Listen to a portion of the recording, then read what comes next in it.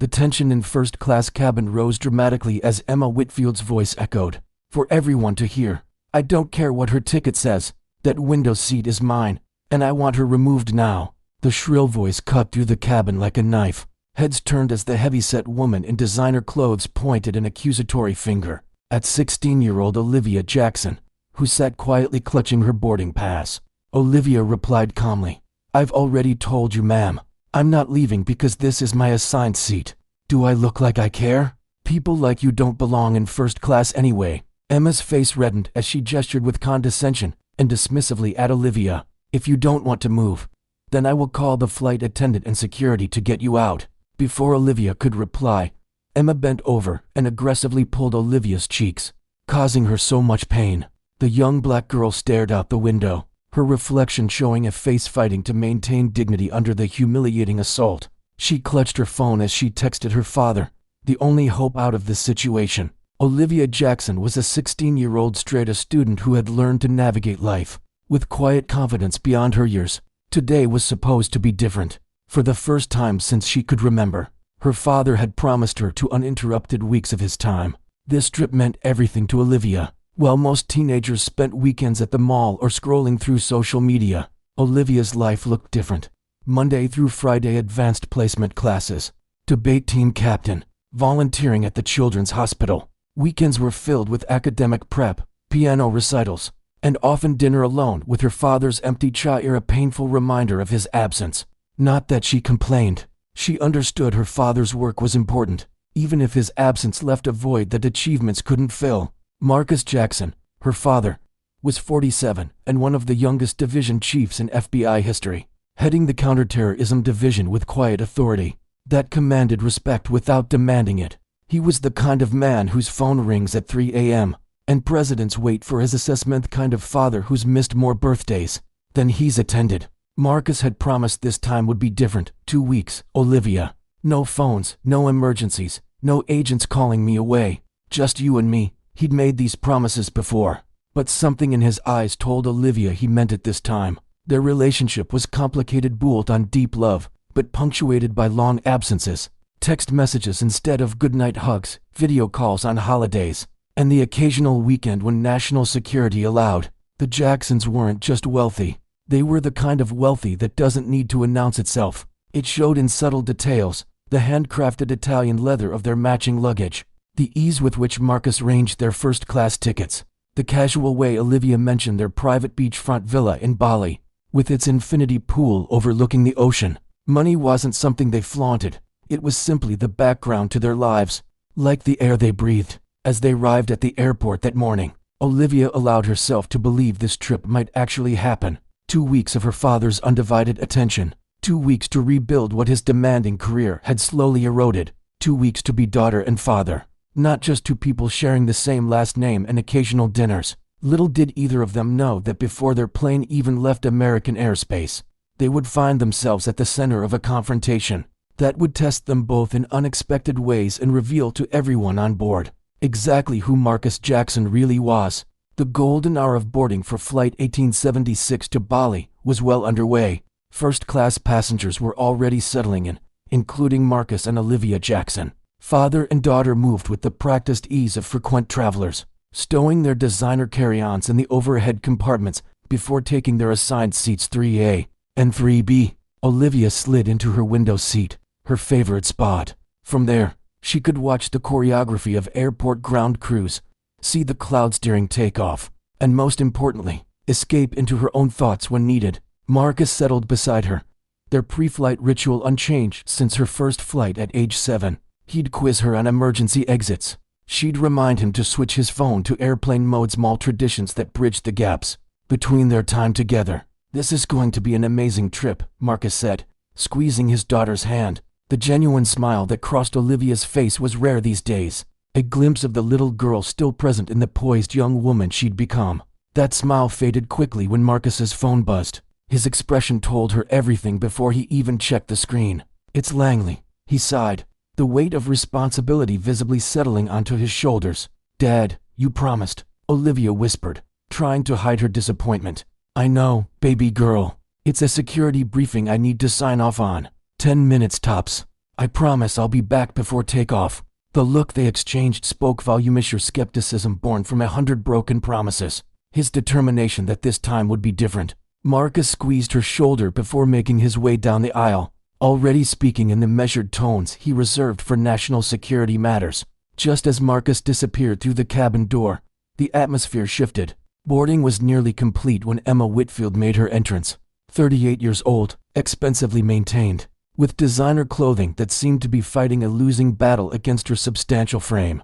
Her expression broadcasted irritation like a radio signal, and the flight attendants had already adopted the strained smiles reserved for difficult passengers. "I cannot believe how hot it is in here," she announced to no one in particular, fanning herself with her boarding pass as she lumbered down the aisle, Louis Vuitton handbag swinging dangerously close to other passengers' heads. When Emma reached row 3, she stopped abruptly, staring at Olivia with narrowed eyes. "Excuse me, you are in my seat," she declared, the statement leaving no room for question. Olivia looked up, momentarily confused.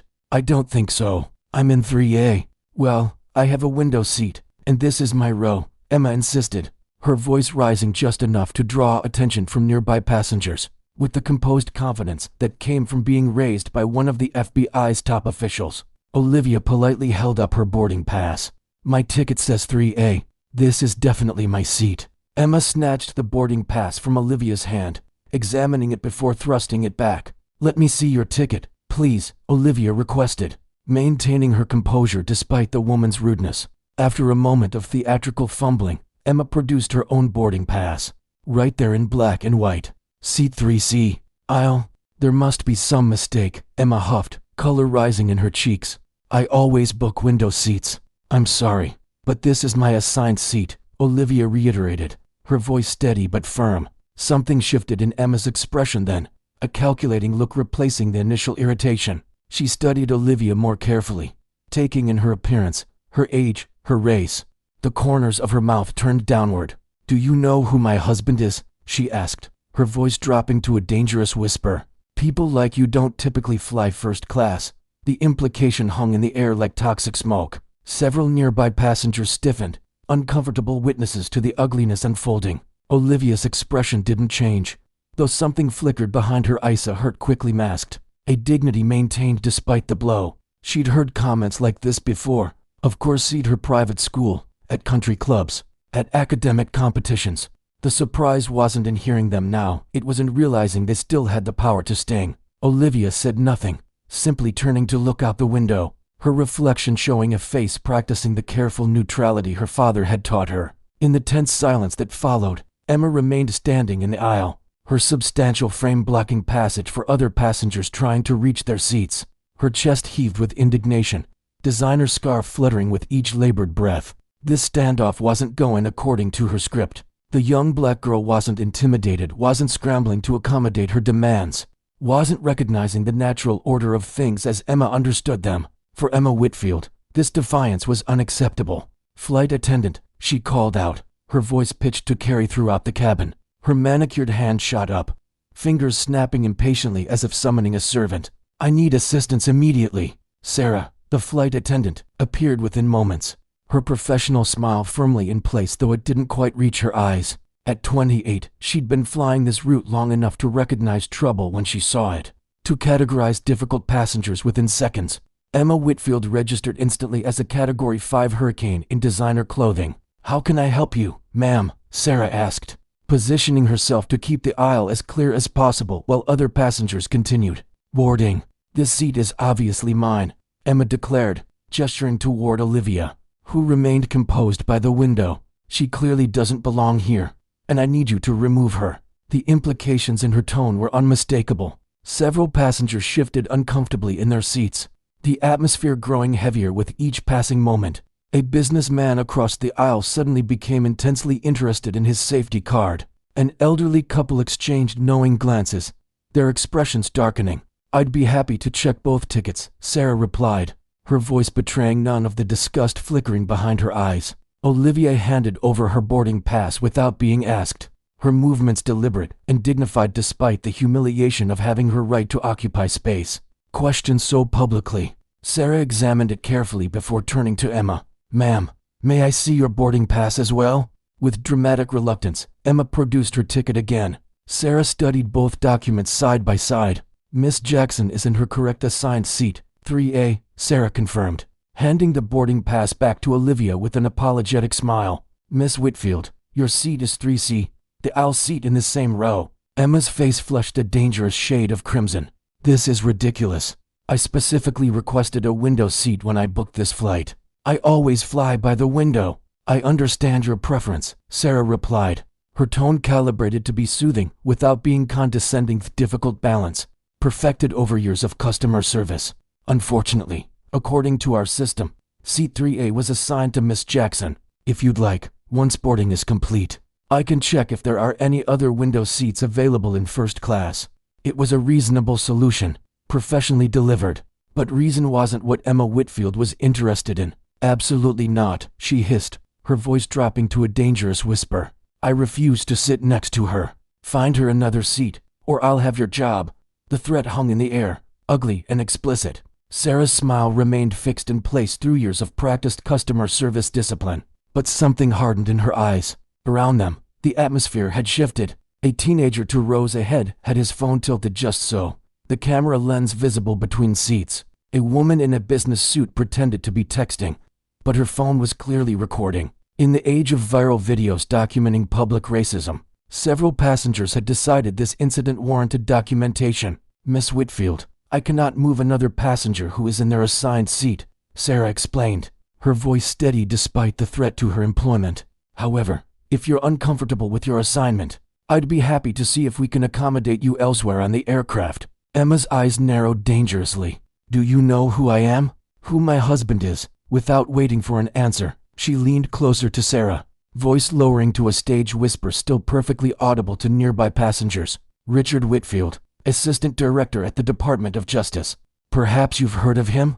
The name drop was delivered with the confident expectation that it would change everything, that rules would suddenly bend, that deference would immediately follow. It was the card Emma had played countless times before, watching with satisfaction as people scrambled to accommodate her. Once they realized the power her husband wielded, Sarah's expression didn't change, though she registered the Information Assistant Director Richard Whitfield, a name she vaguely recognized from news headlines, enough to know the claim might be legitimate. I understand, Miss Whitfield, but our seating policy remains the same regardless of who our passengers are connected to, Sarah replied with practiced diplomacy. Meanwhile, Olivia had quietly taken out her phone, thumbs hovering over the screen as she considered whether to text her father.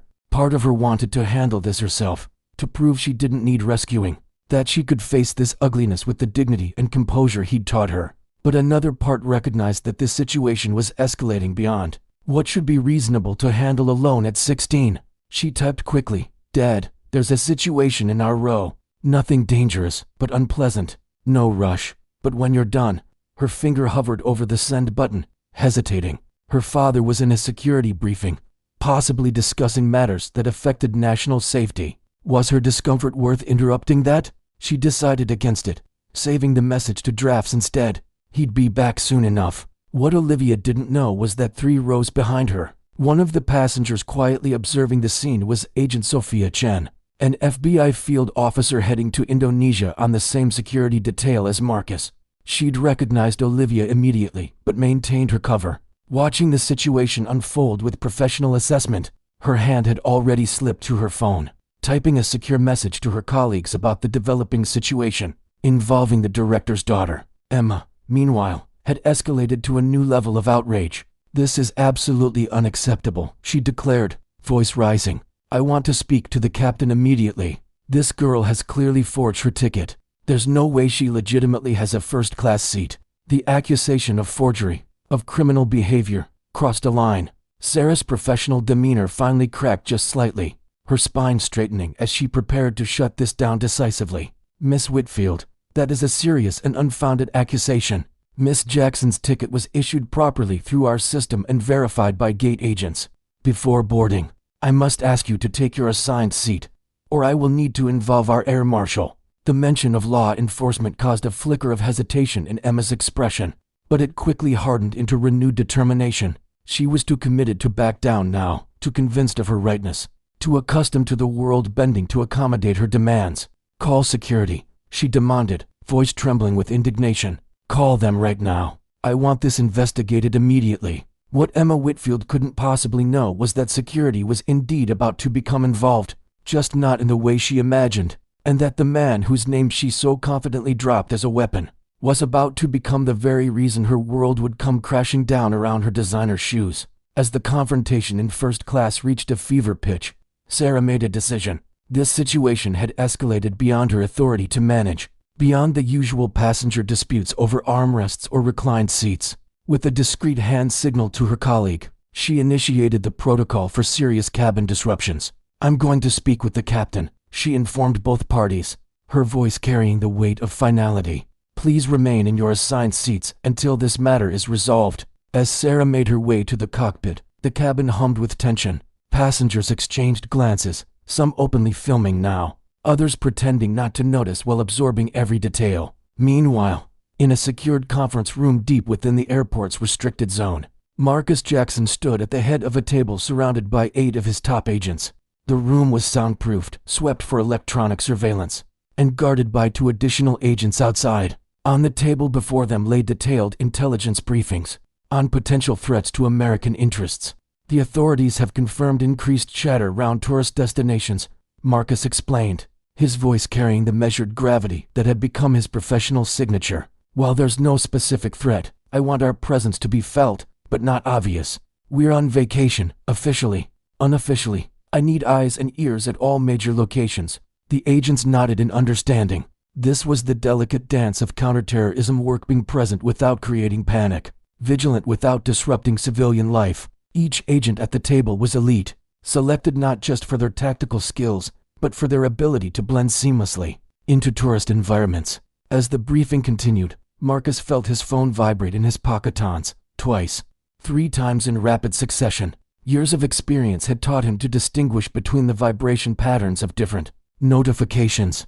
These weren't emails or news alerts, these were text messages, multiple in a row. Given the limited number of people who had access to his personal number, this triggered an immediate internal alert. He discreetly checked his screen while Agent Winters continued reviewing evacuation protocols. 3 messages from Agent Chen, all marked urgent. The first made his blood run cold. Situation developing with Olivia on aircraft. Racist passenger confrontation escalating. Captain being called. Marcus's expression betrayed nothing as he read the messages. But inside, 2 powerful forces collided: FBI director responsible for a critical security briefing, and the father whose child was facing harassment. It was the eternal conflict that had defined his career as a single parent in a high-stakes position. Winters, take over the briefing, he instructed, his tone leaving no room for questions. Complete the operational assignments and rendezvous on the aircraft. I need to return to the plane immediately. The team recognized the shift in their director's demeanor, the subtle transformation from measured to urgent. They'd all worked with him long enough to know that very few things could interrupt a security briefing of this importance. Whatever was happening on that plane, it was serious. Back on the aircraft, the situation had deteriorated further. The captain, a veteran pilot named Michael Harrington with 30 years of commercial aviation experience, had emerged from the cockpit to assess the disruption delaying his departure. At 58, Captain Harrington had seen almost every type of passenger conflict imaginable, but the naked prejudice displayed in this confrontation made even him uncomfortable. "Ladies, what seems to be the problem?" he asked, his authoritative presence temporarily quieting the heated exchange. Before Sarah could provide context, Emma Whitfield seized the opening. "Captain, thank goodness," she exclaimed, her voice dripping with manufactured relief. "This girl has taken my window seat, and your flight attendant is refusing to correct the situation. My husband runs the Justice Department, and I can assure you this kind of treatment will not be tolerated. This girl needs to be removed immediately." Captain Harrington turned to Sarah, who quickly explained the actual situation: both passengers assigned seats, the verification of their boarding passes, and Emma's escalating demands and threats. "Miss Whitfield," the captain said after listening carefully, "I understand you're disappointed about not having a window seat, but our assignments are final once boarding passes are issued. Miss Jackson is in her correct seat." Emma's face contorted with frustration. The narrative she'd constructed that she was the victim of poor service, that her status entitled her to special treatment, was collapsing around her. In desperation, she pivoted to a new approach. I don't feel comfortable or safe sitting next to her, Emma declared loudly, ensuring other passengers would hear. As a taxpayer and the wife of a senior government official, I demand different accommodations. The implication was clear.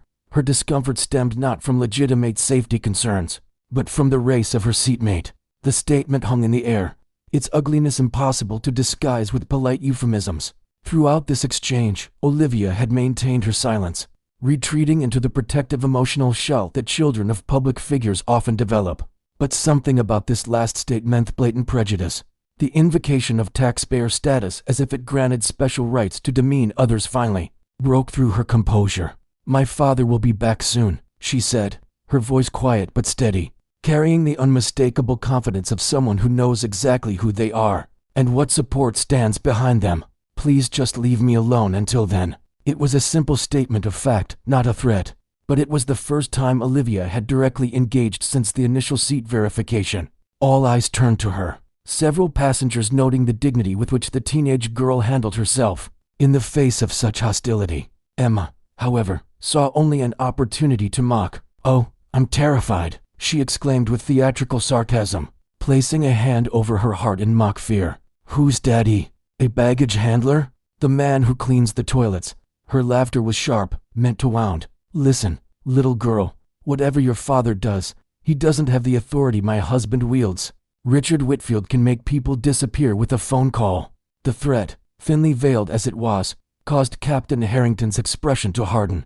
Miss Whitfield, I must warn you that threatening other passengers is. He was interrupted by a sudden shift in the cabin's atmosphere, like animals sensing a predator. Passengers fell silent, attention drawn to the front of the first-class section, where a commanding figure had appeared. Marcus Jackson stood in the entryway, still dressed in the impeccable suit he'd worn to his security briefing. At 6'2", with the athletic build of someone who maintained rigorous physical training.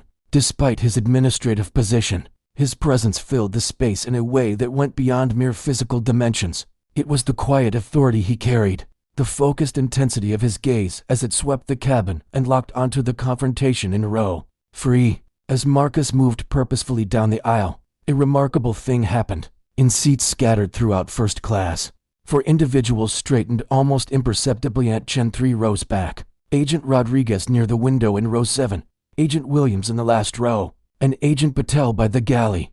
Though they made no obvious movements, their alertness level shifted in perfect synchronization with their director's rival. They were a team, suddenly visible after hiding in plain sight. Captain Harrington's eyes widened slightly as he recognized Marcusnet from media coverage. As the FBI counterterrorism chief rarely sought publicity, but from the high-level security briefings that senior pilots received, this was no ordinary passenger returning to his seat. This was one of the most powerful law enforcement officials in the United States. What's happening here? Marcus asked, his voice deceptively quiet yet carrying an undercurrent of authority that silenced the entire cabin. His eyes moved from his daughter to Emma Whitfield to the captain, assessing the situation with the rapid precision of someone trained to evaluate threats in seconds. Olivia's expression betrayed nothing to casual observers, but Marcus could read the subtle signs of her distressed slightly too perfect posture, the controlled breathing pattern she used when upset, the way her fingers curled against the armrest. His daughter was practicing exactly what he'd taught her about maintaining composure under pressure, and while professionally that made him proud, paternally it made his blood boil. As Captain Harrington began explaining the situation, Marcus's focus narrowed onto Emma Whitfield with laser precision. He recognized the type immediately Simone who weaponized connections and status, who believed rules existed for others, someone who had likely spent years dropping her husband's name to intimidate service workers and gain unearned advantages. The irony that she had chosen today, this flight, and his daughter as her target would have been almost amusing if it weren't so infuriating. What Emma Whitfield couldn't possibly know was that Richard Whitfield, the man whose name she so carelessly wielded as a threat, had been appointed to his position at Marcus's specific recommendation. They met monthly for security briefings where Richard deferentially addressed Marcus as Director Jackson. As Marcus stood in that aisle, the confrontation had reached its turning point. Two worlds were about to collide: the privileged bubble Emma Whitfield had constructed around herself, and the reality of consequences that Marcus Jackson represented. In seconds, everything would change, and not a single person on that aircraft would ever forget what they were about to witness. Time seemed to slow as Marcus Jackson moved through the cabin toward his daughter, his footsteps measured, deliberative walk of a man who never needed to rush because power naturally waited for him. The ambient noise of the aircraft faded to nothing as passengers sensed the gravitational shift occurring in their midst. Emma Whitfield remained oblivious to the approaching storm, still ranting to the captain about her husband's importance, about how she'd demand an investigation into this discriminatory treatment. The words tumbled from her lips with practiced indignation, a performance she'd given countless times before when reality failed to bend to her expectations. And when Richard hears about this, he'll have her badge and yours. Do you have any idea the kind of clearance my husband has? The kind of people who answer his calls? Marcus paused at the edge of row 3, allowing her to continue digging the hole she'd never escape from. His expression revealed nothing, a skill honed through years of interrogations and high-stakes negotiations.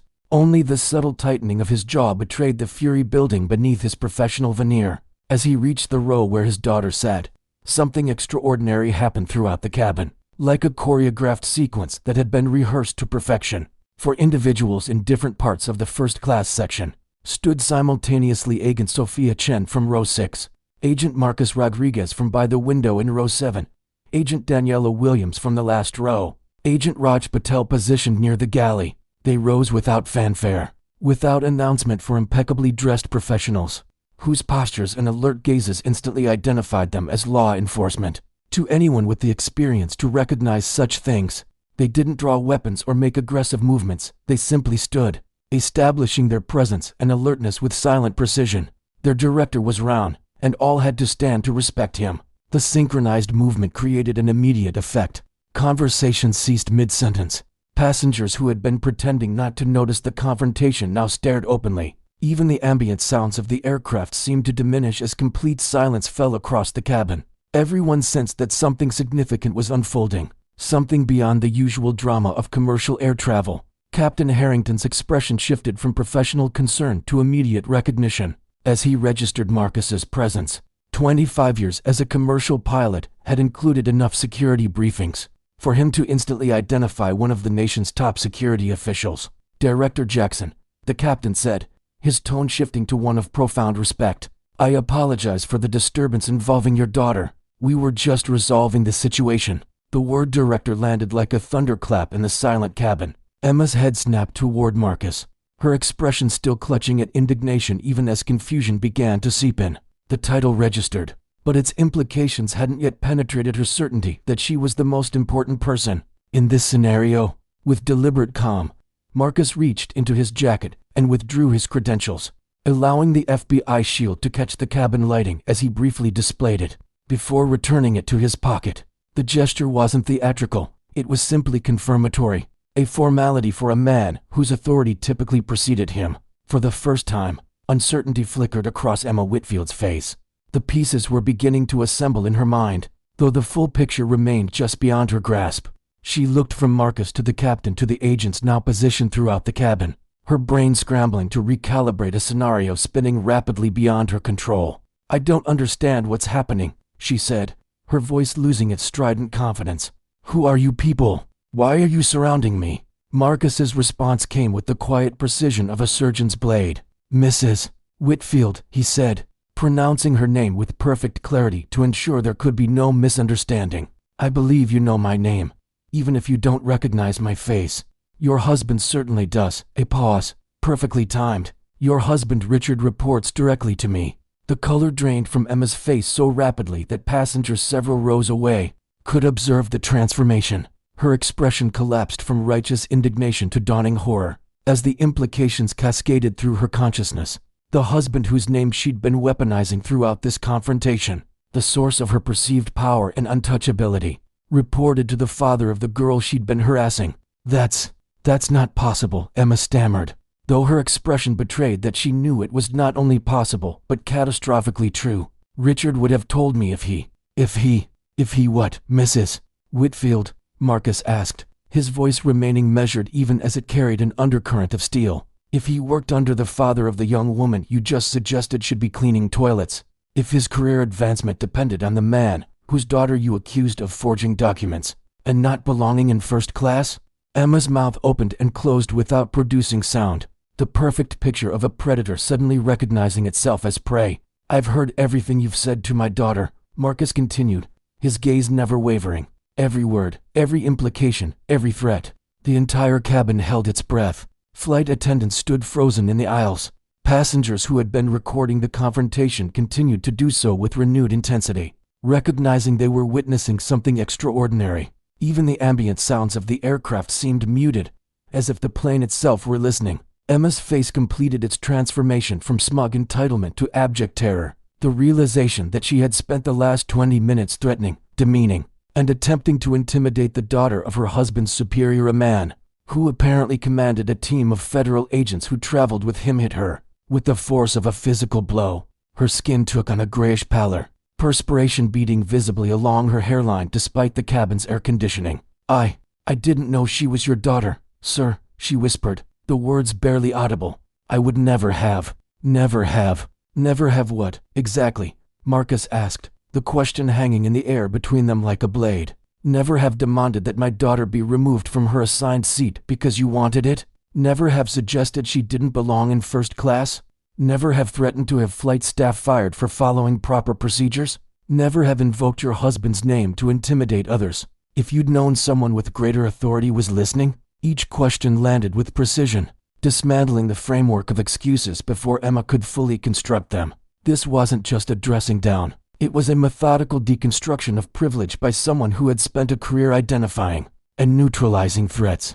"Mrs. Whitfield," Marcus said, his tone shifting to something even more formal, "I've just been informed that your husband is currently being notified of this incident." The statement hung in the air for a moment before its full implications registered on Emma's face.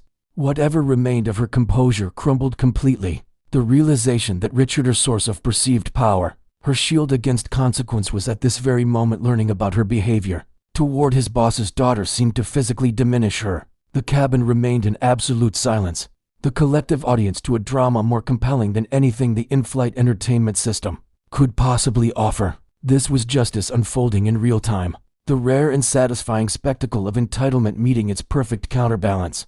For Olivia, watching from her window seat, the moment carried complex emotions. The vindication was undeniable, seeing her father's authority protect her when so often it had taken him away. In that suspended moment, with all eyes upon Marcus and absolute authority at his disposal, he stood at a crossroads that would define him in the eyes of everyone watching, especially in the eyes of his daughter. The weight of revelation hung in the cabin like a physical presence, the understanding that power dynamics had shifted irrevocably, that the woman who had spent the last 30 minutes wielding her husband's name as a weapon now found herself at the mercy of someone with exponentially greater authority. For perhaps the first time in her adult life, Emma Whitfield confronted a situation she couldn't bully, intimidate, or purchase her way out of. Watching the realization dawn across her features was like witnessing a time lapse of emotional collapse, from entitlement to shock to mortification to desperate self-preservation. The transformation was so complete that several passengers who had been recording the confrontation continued filming, sensing that whatever came next would be equally compelling. "Director Jackson," Emma began, her voice now stripped of all its previous arrogance, replaced with a tremulous attempt at contrition. "I had no idea who you were. This has all been a terrible misunderstanding. If I had known that she was your daughter..." Marcus raised his hand slightly, the gesture halting her words mid-sentence with more effectiveness than a shout could have achieved. The movement was minimal, controlled, like everything about the man, yet its authority was absolute. "Mrs. Whitfield," he said, his voice calibrated to be heard by everyone in the immediate vicinity without seeming to address the entire cabin. "Let me be very clear. The fact that Olivia is my daughter is irrelevant to how any human being should be treated. Your behavior would be equally unacceptable if directed toward any passenger on this aircraft." The rebuke was delivered without a raised voice, without theatrical gestures, yet its impact visibly registered on Emma's face like a physical blow. This wasn't the negotiation she had expected. This wasn't a powerful man protecting his own out of nepotism. This was something altogether more principled and therefore more devastating to her worldview. "I'm so sorry," Emma stammered, perspiration now visibly dampening her designer blouse. Her earlier confidence completely evaporated. "I truly apologize for my behavior. It was inexcusable." Marcus's expression remained impassive, his gaze never wavering from Emma's face. When he spoke again, His words carried the measured precision of someone accustomed to choosing them with extreme care. "Your apology isn't owed to me, Mrs. Whitfield. It's owed to my daughter." The directive hung in the air, simple, non-negotiable, and perfectly calibrated to extend Emma's public humiliation, while simultaneously empowering the young woman who had been the target of her bigotry. It was justice distilled to its essence, forcing Emma to acknowledge Olivia's humanity directly rather than addressing her through intermediaries or pretending she was invisible. Emma turned slowly toward Olivia, her face a battlefield of conflicting emotions, risen at being forced into this position, warring with the desperate need to somehow mitigate the damage she'd done to her husband's career. When she finally spoke, her voice was barely above a whisper. "I'm sorry for how I spoke to you. It was inappropriate." The apology was grudging, minimal, falling well short of acknowledging the racist underpinnings of her behavior. Marcus remained silent, his steady gaze making it clear the performance was inadequate. Under the weight of that collective scrutiny, Emma tried again. "I apologize for suggesting you didn't belong here," she said, each word seeming to physically pain her. "And for the things I said about your father. I was completely out of line."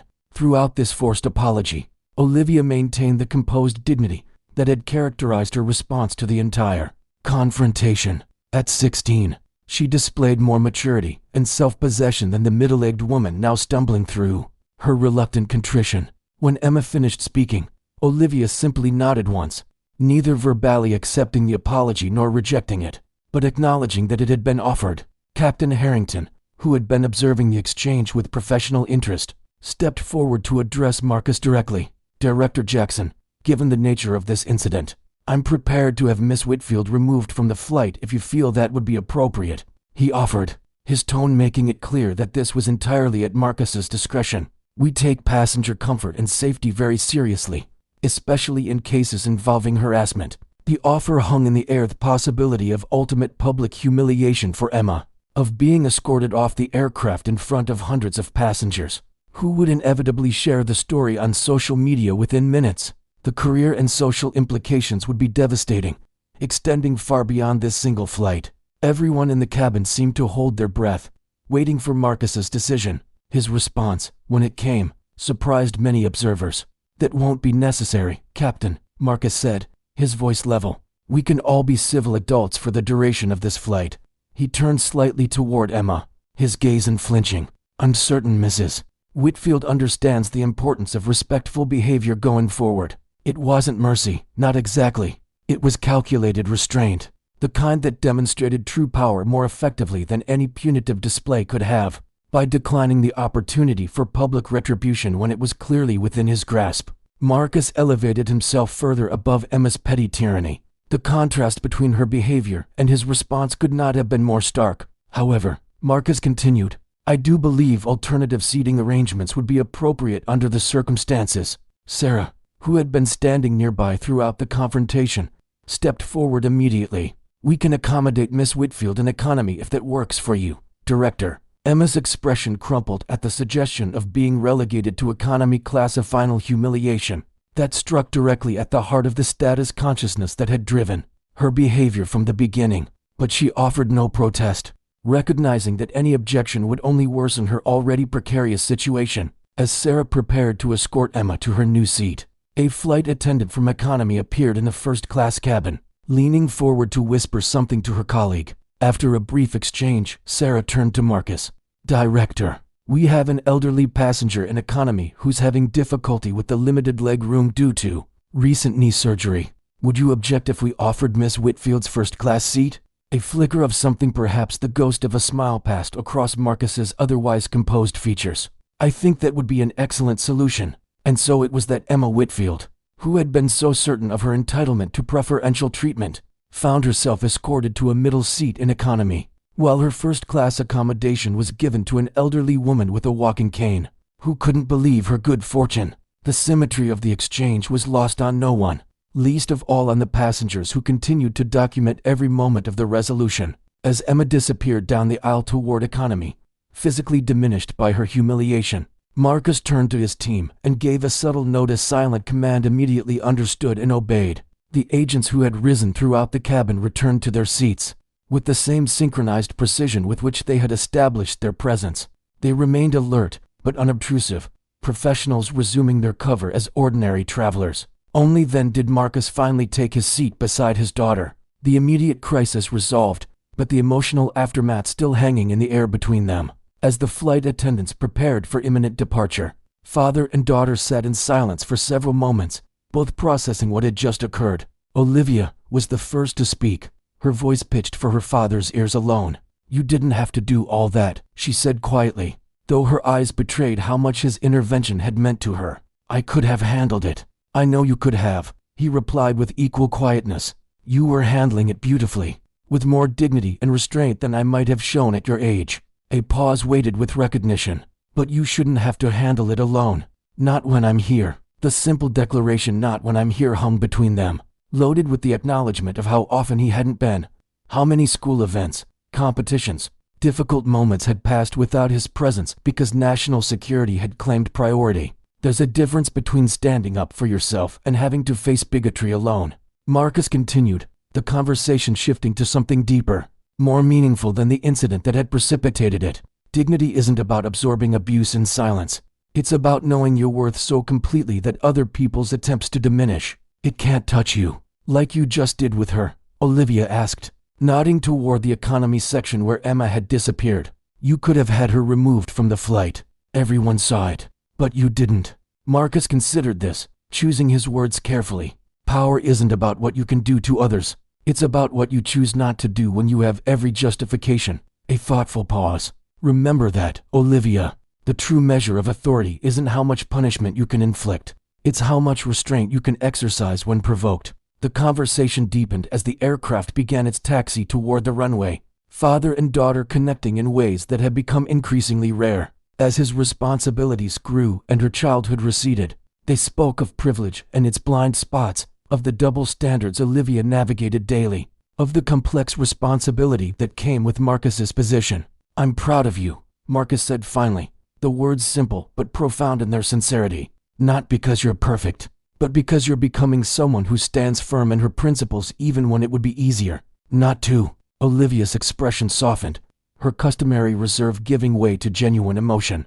I learned from watching you. As the plane accelerated down the runway, lifting them toward clouds and the promise of Bali beyond, Marcus made a decision that had been forming in his mind since witnessing his daughter face discrimination alone. This vacation is going to be different, he said, the declaration carrying the weight of a vow. 2 weeks. No emergency calls, no briefings, no crises pulling me away. Just us. The skepticism in Olivia's eyes was understandable. She'd heard similar promises before, had learned to protect herself from disappointment by expecting interruptions. But something in her father's tone, in the resolute set of his jaw, suggested this time might actually be different. You mean it? She asked, not quite daring to believe. I've already instructed my team, Marcus confirmed. Anything short of imminent terrorist attack gets handled without me for the next 2 weeks. He reached over to squeeze her hand gently. I've missed too much already, Olivia. I don't want to miss any more. The scene dissolved into a montage of their vacation, father and daughter exploring ancient temples together, laughing as they attempted to learn traditional dance, sharing quiet conversations on the beach as the sun painted the horizon in impossible colors. For perhaps the first time since her mother's death, Olivia experienced her father's undivided attention not as FBI Director Jackson, but simply as Dad. In one particular moment, they sat on their villa's private deck overlooking the ocean. The tropical night wrapped around them like velvet. Stars scattered across the sky in constellations unfamiliar to American eyes, and the distant sound of traditional gamelan music floated on the warm breeze. Do you think she learned anything? Olivia asked suddenly, the question seemingly coming from nowhere, but clearly referencing Emma Whitfield. Or will she just be angry about being humiliated? Marcus considered this thoughtfully, appreciating his daughter's capacity for reflection even about someone who had treated her so poorly.